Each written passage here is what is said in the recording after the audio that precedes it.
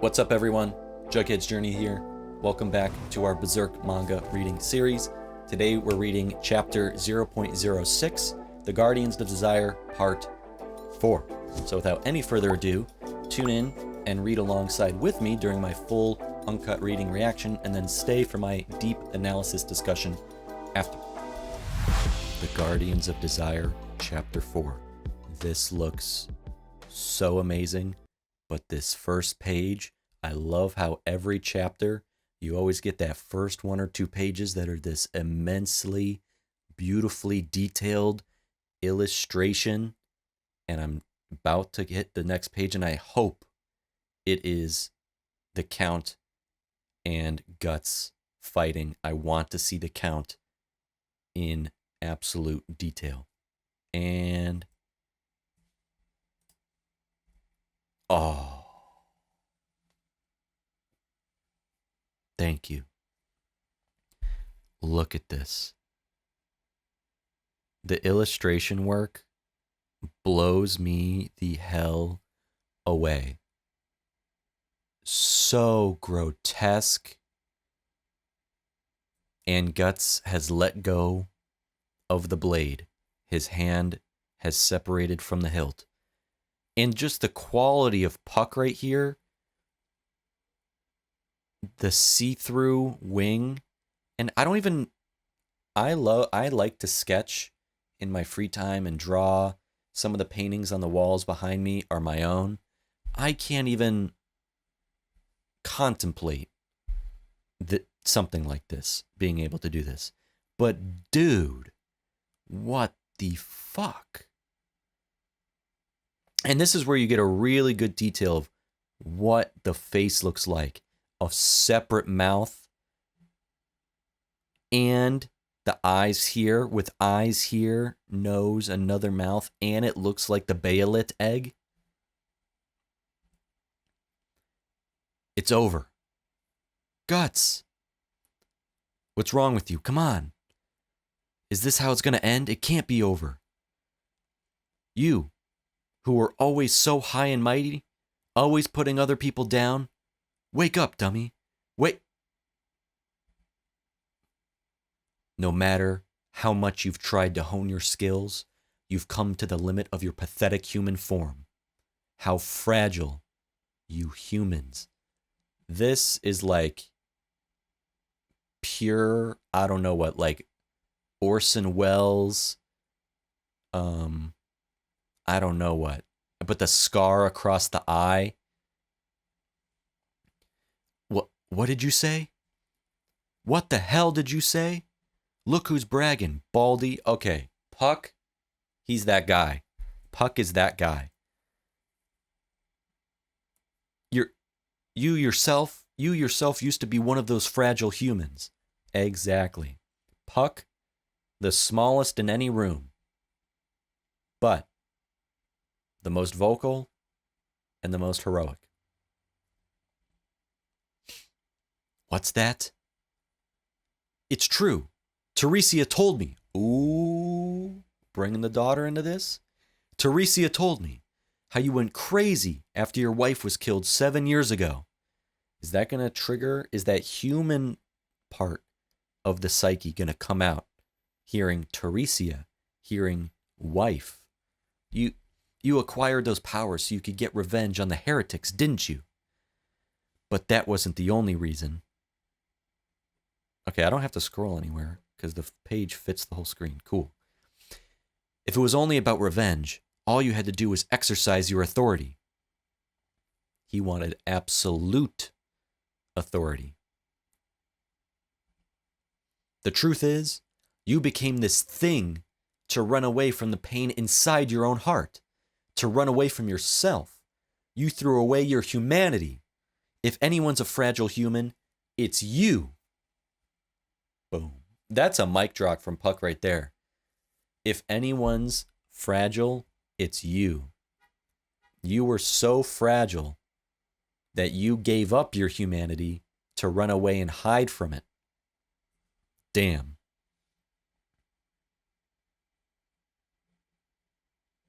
Haha, what a surprise. I always thought that elves had the intellect of a bird or a squirrel. But you're quite talkative, aren't you? Squirrel. An amusing speech, and for that, I'll spare your life. Now get out of my sight and be gone. Just like a human to try and cover up a sore spot like that. Exactly. Oh, is that the BEHELIT egg? Where'd that thing come from? Bonking him on the head.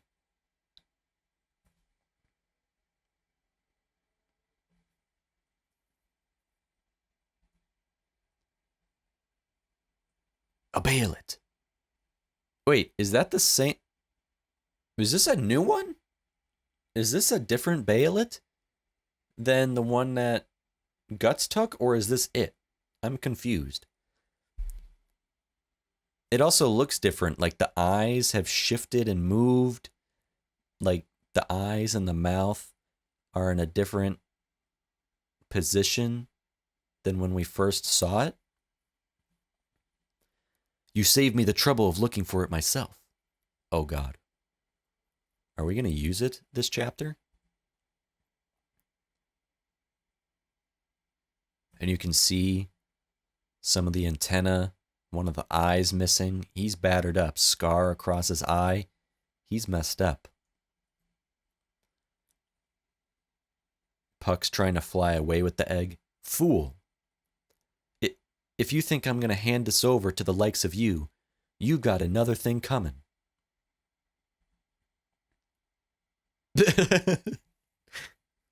Insect. I love how Puck is like grabbing onto anything he can hold on to on the BEHELIT, but hand in the schnoz, picking boogers, grabbing a lip on the mouth to the point that the egg is like tearing up, getting like pulled everywhere. He's trying to yank it by the mouth. When it comes to making a getaway, I'm the one with the advantage, fathead. Sticking his tongue out.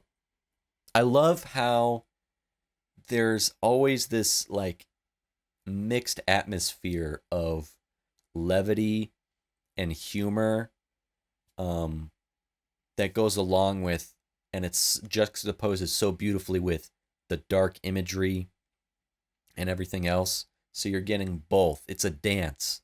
We're dancing as we're reading, where my jaw drops.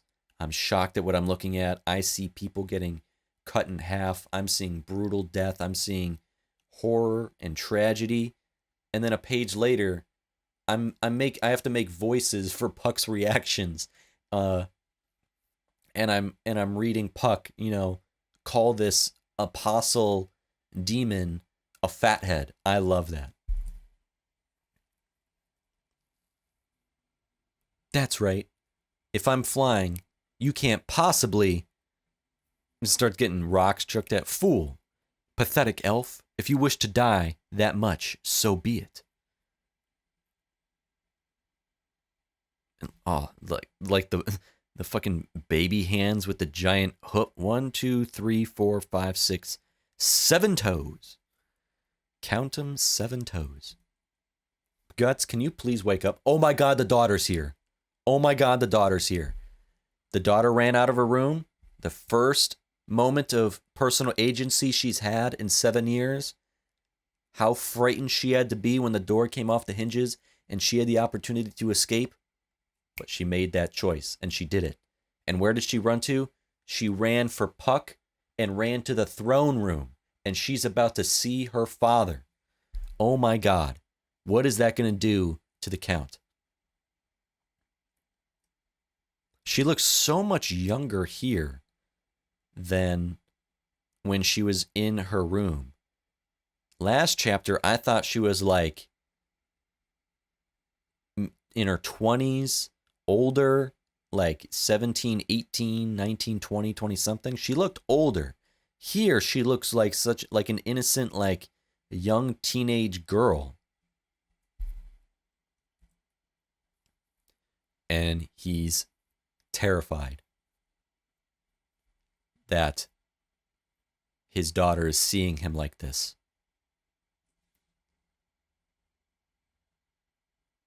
Yeah, no! And look at his hands. They're like, it's that reaction of like This is like what I'm doing, like, oh my God, that kind of reaction, what his hands are doing. Like, he's flinching the way she flinches at him. He's flinching. Ah, no, Teresia. Teresia? And this is what he dreads. She won't let him touch him. She won't let him touch her. And that's in his human form. And now she doesn't even want to look at him in his true form. What he did to himself.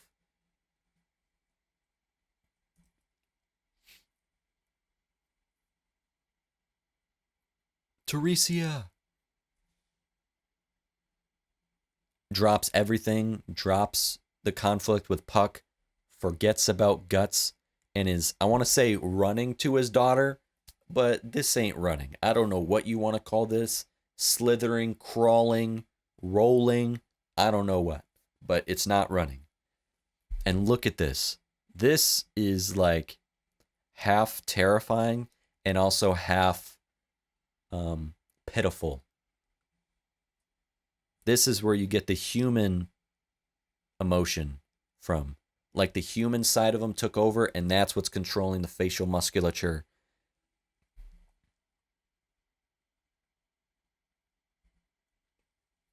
Teresia. Ooh. He's running to help her, and this face comes out again. Bro. Ugh. Yeah, that's one of the gulp.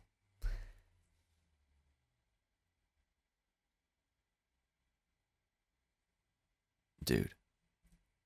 My body won't move. I'm gonna die. Oh, throwing knives. Guts is awake. Guts is awake. Guts is awake. And throwing knife right back in the same scar he just took to the eye. So now he's blind in one eye. More cuts all over the body. You. He's standing up.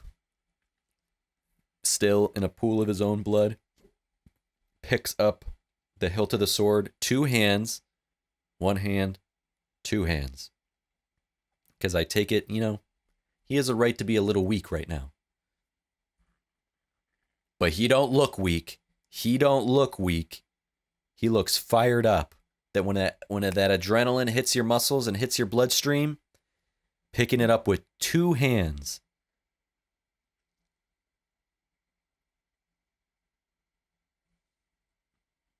Now they're just like each other. Missing an eye, missing an eye. An eye for an eye.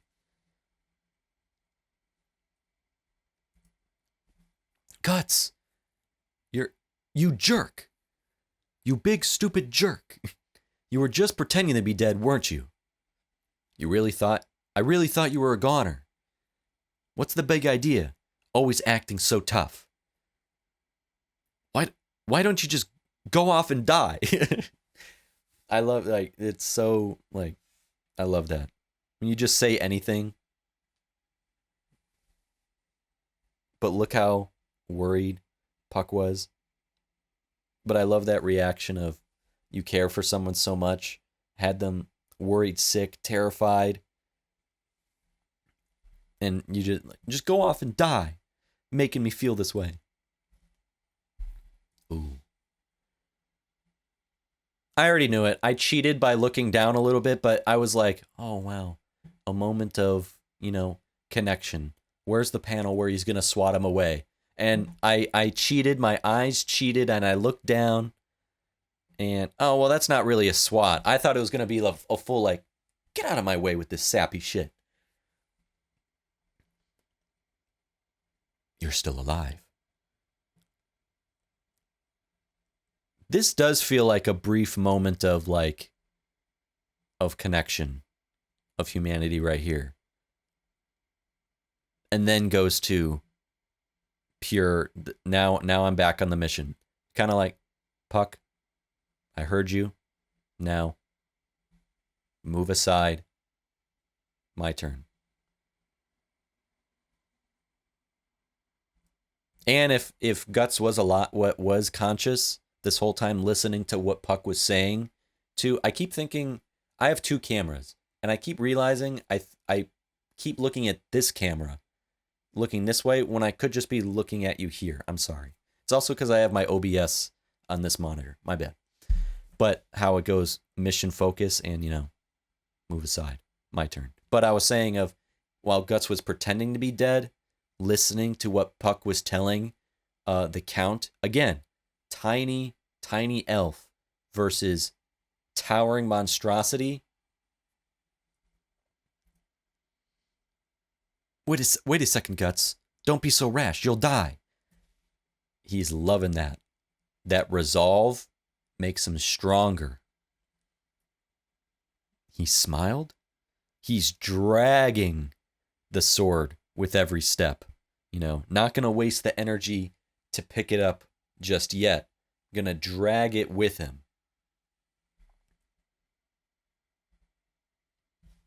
Not good enough. Just 2 or 3 broken bones. If you want to stop me, you're going to have to crush my skull or pierce my heart. Just like you, slug, and the... Come here. No mercy. No mercy for you, worm.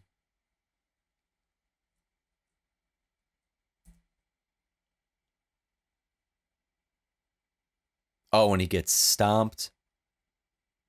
Caught in between the toesies here.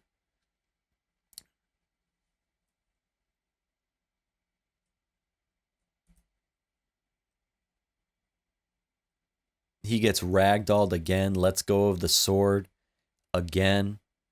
Not here. Is flying midair. Still got a Dragon Slayer in his hand. Let's go of it right here. Blood. Pfft. What's he thinking? It's just getting worse and worse. He's gonna die. Oh, he grabbed the daughter. Human shield time. You want to kill me? Kill your daughter with me.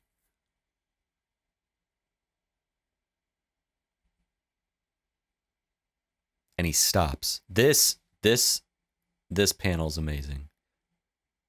Abruptly stops right away. That's how you know the human and the apostle are fighting one another inside this physical body. Because if it was full demon, wouldn't care, would kill the daughter. But that human is fighting back. The father is fighting back. And he's got this right here. If the weapon's out of reach, you can't see it. If the weapon's out of reach, just kablowy. But just, these almost look like griffin wings or something. Like something out of I forget what that, where the wild things are. It kind of looks like that. Swarming and then immediate pause. And Puck's not going to like that, using a human as a shield, as a hostage. Bastard. She's crying. And like I said, kablowy. Teresia. Boom. I love this close-up shot right here.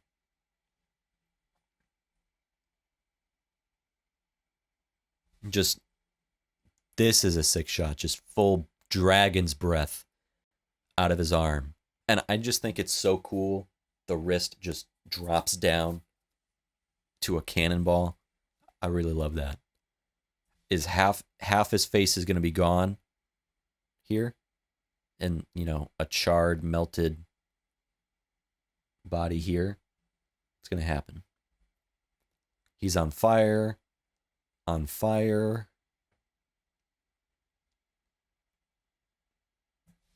He's reaching for the sword. Gotta grab Dragon Slayer. What is this startled look? Oh, his hand's all fucked up. Uh-oh. Oh my God. he put the hilt in his mouth. Imagine you see like teeth crack or something. That would be so gross, but so guts at the same time. As I say that, like I understand guts perfectly, even though I'm 6 chapters into the epilogue. I always mix up epilogue and prologue. Is it prologue? Yeah, whatever. But dude, I'm either going to make this panel the thumbnail or like the background of my title graphic or something, because this I love. Supporting, and you see the sparks from metal on metal supporting Dragon Slayer with his prosthetic while he bites into the hilt with his mouth, and you can see the blood coming from his mouth. He's biting it so hard. Half his face is still on fire.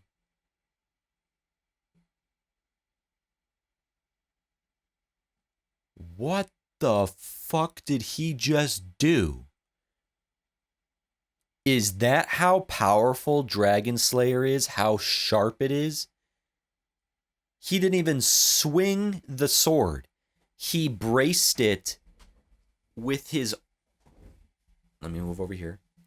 He braced it with his arm in the mouth, braced it so that he could lunge forward, run, since he can't use his other arm, run, and by the blade, the resistance on his prosthetic, cut his head off? Cut the head off. But this is not going to kill him. He's going to stay alive. So what's going to happen now? But dude,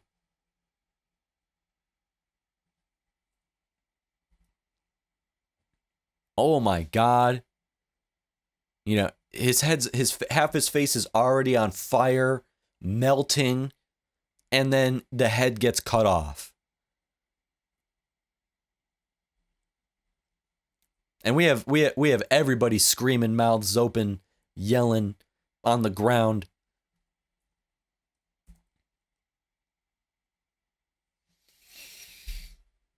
And the body comes tumbling down. I'm trying to see where everything is. The head is right here. The body's useless now.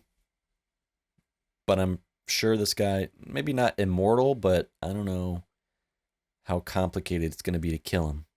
Unless you chop his head up into ground beef. Yeah, she's going to have PTSD after this. Absolutely terrified. Puck, how about you go comfort her? She just watched her demon father get, lit on fire and then his head cut off. And talking to her. Bracing himself up against maybe the last remaining pillar that's standing up straight after everything's been knocked down and he's been thrown into every other piece of stone in this place. But that grimace. He planned that. He was counting on taking Teresia as a hostage all along. You're just picking that up now, Puck? Come on. Keep up with us. And he's leaning up against another... Okay, so there's 2 pillars still standing in this throne room after everything's been destroyed. Guts is leaning up against one. The head is leaning up against another. Damn you. Damn you.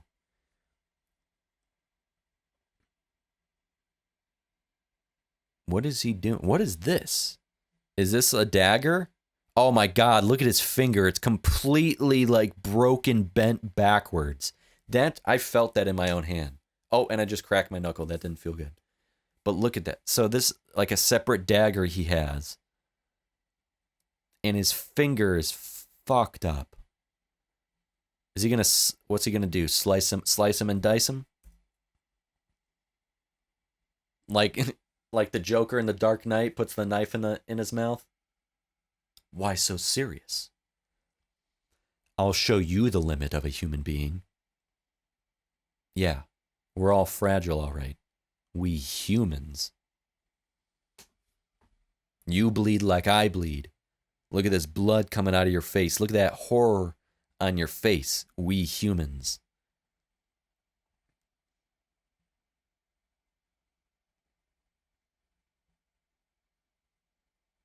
And again, let me ask you this, again, while I still learn. So I look at this panel, then this panel, then this panel, then this panel, then this panel, and then I move to the left in all this panel. So it's right to left from top to bottom. So right to left, right, but it's a full vertical one. So I go down, then a new panel left, and then down, and then I read this one, and it's a full vertical, right? What did I just do? Did I go backwards or forwards? Okay, so I did this one, now, okay. Not in front of the little girl.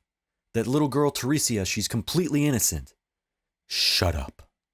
If you get in the way, I'll kill you. Damn. Mission focused. If you get in the way, I'll kill you. Again, the whole thing of, I tolerate you. I don't like you, and I don't want you around. If you get in my way, I will kill you. I don't value your life. Don't lecture me. And he doesn't have the strength to pick up his sword, Dragon Slayer. He physically can't. His hand is so messed up beyond belief, but he can at least, use this dagger. It almost looks like a Jambia knife, the way it's curved. Oh, but it is way longer. Never mind. It looked more curved like a Jambia in the other panel, but this is like straight up, yeah. Ew. Always so stuck up, Count. Let's give your sweet little daughter a look at that proud face now. Stop, please. Stop. Don't be shy. Yeah, you did this to yourself. Let your daughter see the real you, what you chose to become. And he digging inside the organs, shoving his prosthetic arm into his cut off mouth, demon mouth, inside his neck to hold him up. Like, yeah, let's show you off. What, you're ashamed of this? You're not proud of this? Take a good hard look at a body that doesn't die. Oh! Just stab. Right here, because that's his one good eye. Right in the dome. That girl's fucked up for life, dude. Amazing. You really are superhuman. You really don't die, do you? Bro. This could be a thumbnail or the title image. Jesus Christ.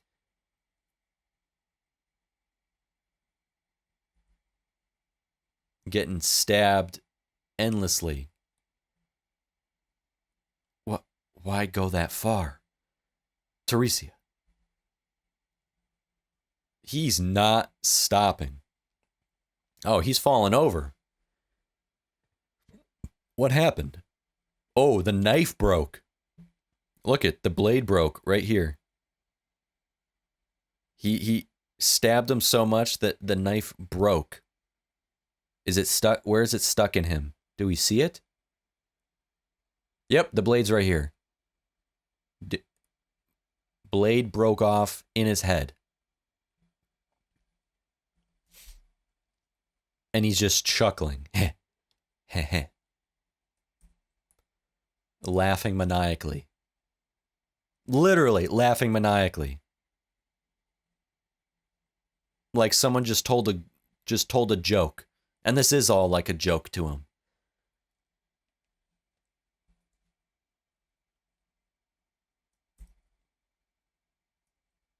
And there's the BEHELIT. And is that a different BEHELIT?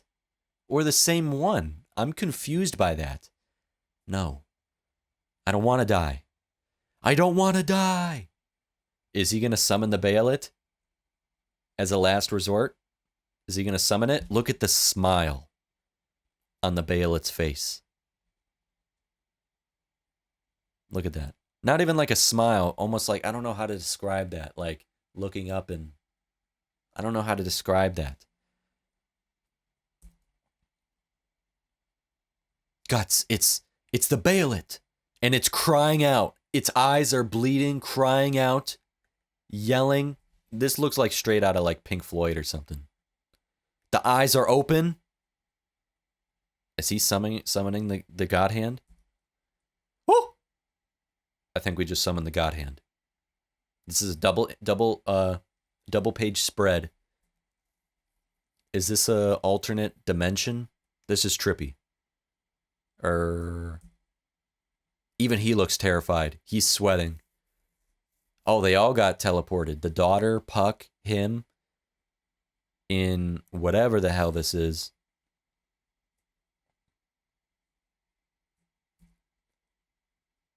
What's going on here? It's another dimension. They're coming. The great ones are coming. As he probably says that as he's spitting out blood. The God Hand, or the 5 God Hands. Again, it's not translated very well in the chapters I was reading before, but hopefully I'll have to go back and see, because now I'm switching between Weeb Central, where Berserk is, and then readberserk.com. So I'm going to see, I want to go back to see what those in that panel, in that word bubble, if he said the God Hand or the 5 God Hands. But he also calls them the Great Ones. I have to sneeze. Who's walking down the steps? Do we hear footsteps? I see a shadow. Are we going to see all 5 or just 1? Ooh, the brand is bleeding big time. It's exploding with blood. Excruciating pain.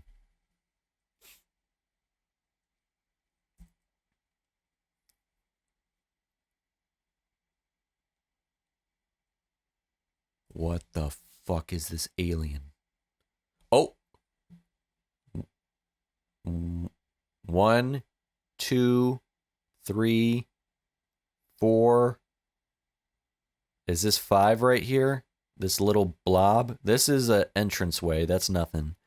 But I see a 1, 2, 3, 4, and this might be 5. The 5 God Hands. The 5 fingers of the God Hand. And he's wincing in pain, gritting his teeth, looking up.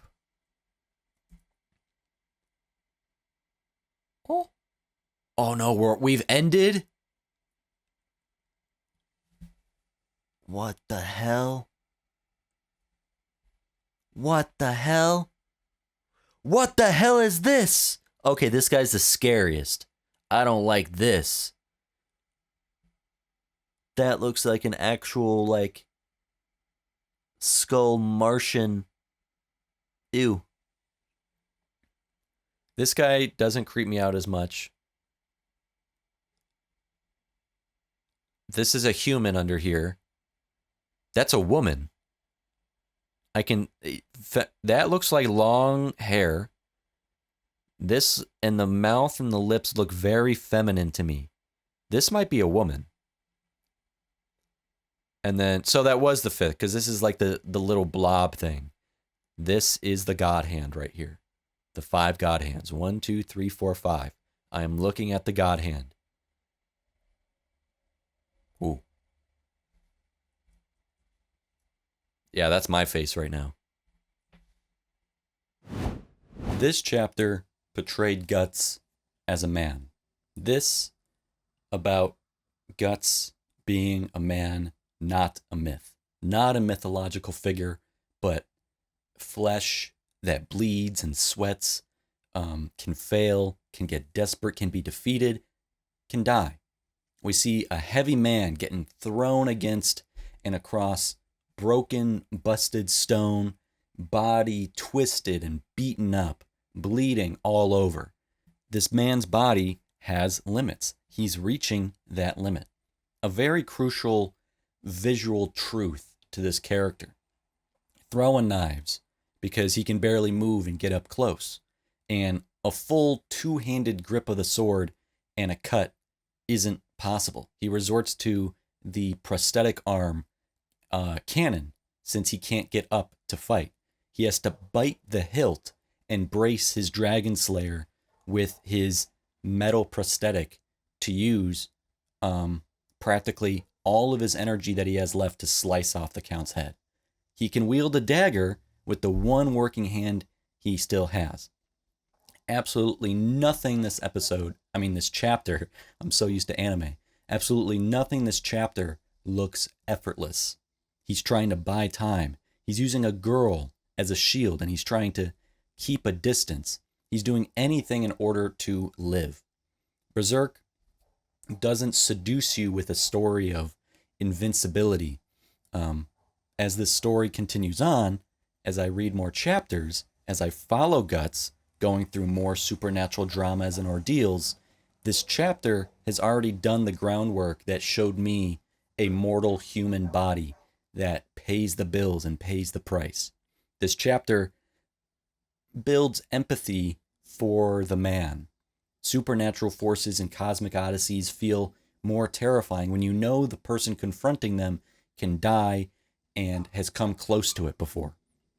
The more human Guts appears, you take in his feats and his choices differently. Using Teresa as a shield wouldn't really be all that surprising or questionable if it were some sort of demigod doing it. But this is a man doing such a thing, using a girl as a human shield. That will shape that girl's future with trauma. It will shape the way Puck sees him, and it shapes how we defend this character and our willingness to do so as we read onward. Village whispers and the street tales about the black swordsman that they might only ever see from a distance or just hear about in passing, word of mouth. Up close, we watch violent craftsmen and a calculating warrior survive by like mere inches, mere seconds, mere moments, mere chance. The legend, the myth of the black swordsman exists because no one is watching him barely hold himself together, barely hold on, enduring and going through the consequences of his mission. We see the size of his will and the size of his wounds and how much blood is lost to take down a single demon apostle. And while Guts was fighting with blades, I want to go into I want to break down characters because this was a huge character study. While Guts was fighting with blades, Puck confronted the Count, confronted this immense power, being the smallest character on these pages, with his choice words. You yourself used to be one of those fragile humans. You became this thing to run away from the pain inside your heart, to run away from yourself. You threw away your humanity. If anyone's a fragile human, it's you. The Count, in his true form, wants to speak tall from his towering height, as if he's always been this imposing, powerful figure who can look down at humans the way he does. Puck tells him there was a before and after to him, 7 years ago to be precise, when his wife died. You were once a human too, who loved and grieved. Puck tells the Count his transformation was escaping pain, not in ascent to strength and power. He was protecting his heart. The BEHELIT answers to desire. The Count's desire, it wasn't courage or power or authority. It was like anesthesia. It was escape, like a drug. The Count wanted the kind of power that numbs. Puck accuses the Count of running away from himself. He threw away his humanity. The Count is the fragile one. He became cruel, being unable to bear grief like a man. His soul was so brittle and fragile and weak that it shattered from loss, and he replaced it with this monstrous form. Puck is fearless in his speech in a world that seems to only respect brawn and muscle and appetite. Sure, his words can't pierce the Count the way Dragonslayer can, but his words bought time. His words changed the tempo of the whole conflict, and probably did compromise the Count. Puck doesn't have all these weapons at his disposal. He doesn't have the muscle, he doesn't have the armor, but he has his breath, and he has a point to make, no matter who you are. We know how vocal he is, and he says it right to your face. He's close enough to get swatted by the Count. He addresses and targets the Count as someone who can still choose, who can still make choices. He isn't bargaining with the monster on the outside. He's reminding the father and the husband inside he can stop this. He defends Guts and condemns the world that makes Guts fight this way. Puck buys breaths and time for Guts. Puck also gets everything out in the open. Every choice everyone has made to be here in this moment. When the Count lunges and when Guts takes Teresia as a shield, the Count is doing this fully aware and in full conscious betrayal of this awareness. No one can claim ignorance. Puck is also like a stand-in for us. We can't lift Guts' sword. We can't stop the downward crushing force of a demon apostle's clawed fist. We can only say the things that need to be said and hope that it matters. We're watching cruelty take place, but more so watching the attempt to talk it down. Puck can't fight, but his blade can be his words. Can't draw blood, but can draw out the truth. Confronting the largest thing in the room, the courage he has to speak like that to someone who could easily squash him. I really like the way Puck was just able to flip the word fragile back on the Count. To the Count, fragile is physical, something he can physically break, like Guts' body, spill blood. Puck says fragility is moral. The fragile one is the man who couldn't endure grief without turning it into cruelty. You ran away. You didn't grow or evolve. You didn't become strong. You became weak by numbing your pain and resorting to this demonic transformation. Then we have Teresia running through the throne room doors, walks in on her father, witnesses his true form. She sees a monster and her father in one. Before, she only imagined that abstractly and metaphorically in her mind, that her father is a monster. But now it's literal, it's physical, it's right in front of her, staring back at her. This demonic apostle should be pure appetite, yet he hesitates when she arrives and when she's in danger. There is leftover parenthood and fatherhood that the BEHELIT didn't or couldn't fully erase or cauterize. Looking into Teresia's eyes, looking at that horrified look on her face caused by himself, pulls the man and the father to the surface of this demon body. She was supposed to stay locked in that bedroom. She is seeing what she was never meant to see, the demon body that was supposed to stay hidden from her.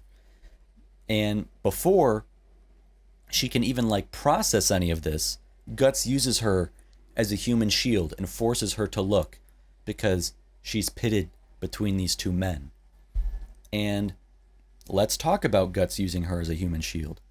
His immediate, no hesitation willingness to use a child as a human shield, as a prop, to have leverage against the Count, to buy seconds. Guts is unforgiving, unrelenting, and crystal clear about his priorities. Survive and exterminate. Live and annihilate. He has no human boundaries. Nothing will threaten or get in the way of his objective. Someone who would do anything to live also has to live with anything. If it keeps me alive and kills my enemy, do it. He is a cornered fighter on the ropes. He is bleeding, he's outmatched, he's pressed for time. The Count has the reach, the mass, the durability. Guts has the vision to spot the only lever in the room. If he believes his enemy possesses even a splinter of care or humanity, Guts can have a shield. Tactically genius and morally wrong at the same time. You can feel both truths of that at the same time. Mura wants that. Guts' clarity is kind of terrifying. Nothing is safe around him. Everyone and everything is expendable. When the house is burning down, ethics is a luxury item. You keep ethics on the shelf. You're not running out of the house with that.